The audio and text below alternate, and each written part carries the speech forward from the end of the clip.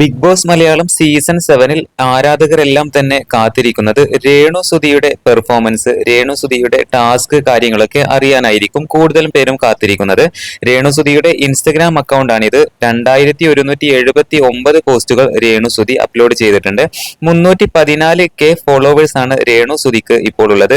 1565 പേരെയാണ് രേണുസുധി തിരിച്ച് പങ്കുവച്ചിരിക്കുന്നത്.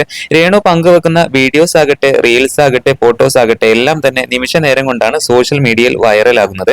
അങ്ങനെ ഒരുപാട് നെഗറ്റീവ് കമന്റുകൾക്കും ഒരുപാട് വിവാദങ്ങൾക്കും മറികടന്നുകൊണ്ട് രേണുസുധി ഇപ്പോൾ ബിഗ് ബോസ് മലയാളം സീസൺ 7-ലേക്ക് എത്തിയിരിക്കുകയാണ്.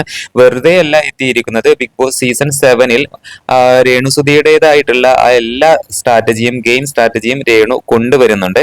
എന്തായാലും big boss Malayalam season 7-ൽ Renusudhi നിറഞ്ഞ് കവിഞ്ഞു എന്ന് വേണം പറയാനായിട്ട്. നിരവധി കണ്ടന്റുകൾ Renusudhi big boss Malayalam season 7-ന്റേതായിട്ട് കൊടുക്കുന്നുണ്ട്. എന്തായാലും 100 ദിവസം രേണുസുധി ബിഗ് ബോസ് ഹൗസിൽ നിൽക്കട്ടെ എന്ന് നമുക്ക് പ്രതീക്ഷിക്കാം.